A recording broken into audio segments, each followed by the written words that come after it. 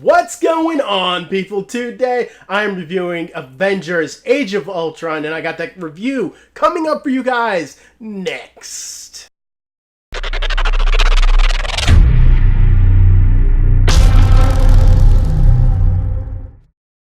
So all of the Avengers films just came out in 4K along with Avengers Infinity War, and I'm going through all of the Avengers movies, and today I will be talking about Age of Ultron. This was also directed by Joss Whedon, and it stars Robert Downey Jr., Chris Hemsworth, Chris Evans, Scarlett Johansson, James Spader, and a whole lot of other people that I won't rattle off for you guys because honestly, I'll run out of breath. This cast is incredible, and it really strains my taste with how many people you can have on screen without it taking away from characters that you already are invested into. And as I go along, I'll talk about it, but I just feel like this movie stretched Joss Whedon to his absolute brink in his abilities as far as a director goes, and as far as directing this amount of people, and then adding the pressure of pleasing Marvel and Disney, who now owned Marvel. This was a daunting task for this director, and you see it on screen. The plot here is very complex, but the shorter version just is that the Avengers have regained control of Loki's scepter. But inside that scepter is one of these nebulous things, but the power of the scepter becomes Ultron because of the fact that Tony Stark wanted to basically run computer programs and turn the scepter and the power of the scepter into a AI. Ultron becomes insane almost immediately, and he not only hates the Avengers, but he wants to end all life on the universe because the strongest will survive, and they will create a stronger human race, or a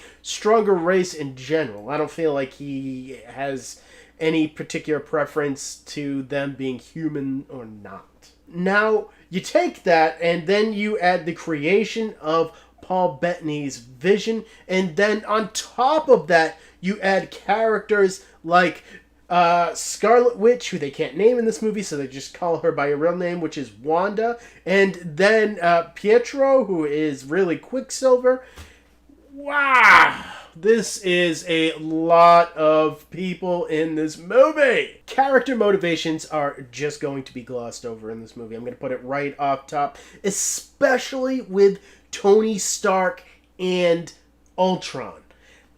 Tony, for some reason, because of the Chitauri attack, he wants to create a machine that will help protect the Earth so that the Avengers don't have to one day, and he is obsessed with that for some reason.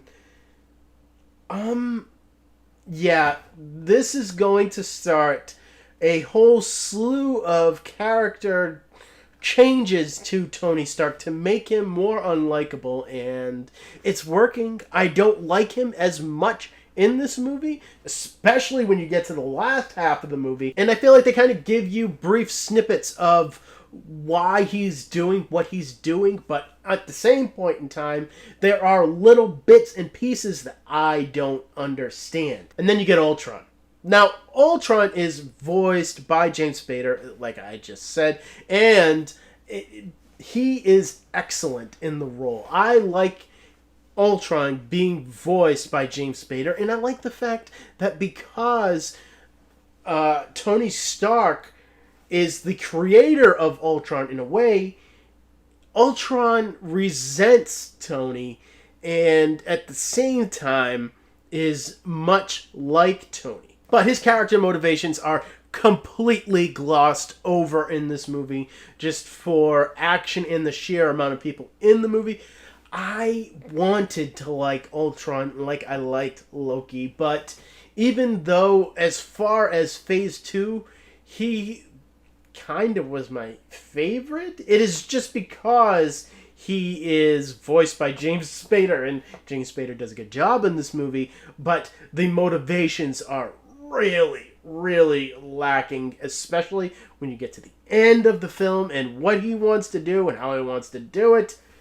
You're just kind of just like, what? And this is like what I said before. You can feel Joss Whedon straining and trying to put in motivation for these characters to do what they do, but it just can't fit in this cram-packed movie that has ambitions to do so much. I mean, really, not only do you have Ultron, but because of the fact that you wanted to tackle Ultron, you have to mention Vision. That's how it was in the comic books, and it's what really made that Ultron storyline interesting, so I feel like they didn't want to take that away from it here.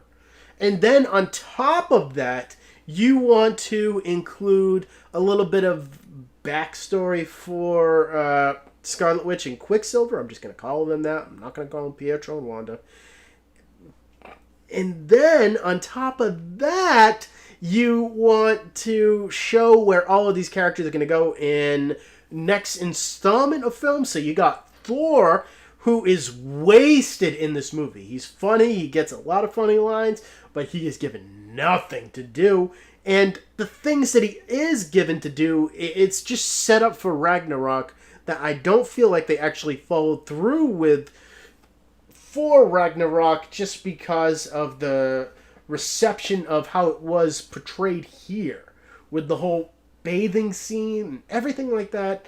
It's weird. And then you want to start a rift between Tony Stark and Steve Rogers that will lead into Civil War, which will be coming out a few years after this. And then on top of that, Hawkeye is going to have a little bit of his backstory revealed and his home life.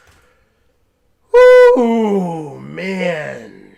And again, I don't feel like the impulse is wrong, but it's just like, pick one, dude, because all of this is just turning into just a kind of a muddled mess. But in the middle of that mess are moments that I truly do really like. I haven't talked about Jeremy Renner as Hawkeye a lot, and I like what they want to do with him here in giving him a backstory and making him the heart and the glue that holds the Avengers together. But then you look at the end of this movie and you feel like that should have some payoff. Guess what? If you're looking for that, you're not going to get it, really. You're going to get one scene that he does a little bit, and that's it. Bruce and Natasha have a romance going on. It is very much a Beauty and the Beast kind of deal, where Natasha soothes the Hulk. And I like what they are trying to set up. Beyond the fact that the first time I saw it, it was kind of weird to me, but I'm used to it now. Where does it go in the next films that are to come? I feel like it is just something that is created for this movie, and they will reference it in later films, but it is largely just contained to this movie. But this movie has some killer action scenes that I can't say enough about. I actually like the action in this film better than in Avengers. The combo moves that these characters pull off, it is truly great. The Hulkbuster fighting the Hulk scene is amazing. Everything to do with action and the way that this movie looks is a step up from Avengers and is really where this movie does shine the brightest. So if you can't tell, this movie is a real mixed bag in my mind, but it is still a solid movie that I actually enjoy watching and dissecting, really. You know, this movie should be seen by college students to let them know when too much is too much for one person. Later on, they will get 2 directors to direct the Avengers films, the Russo brothers, and I feel like they are much better off because of that.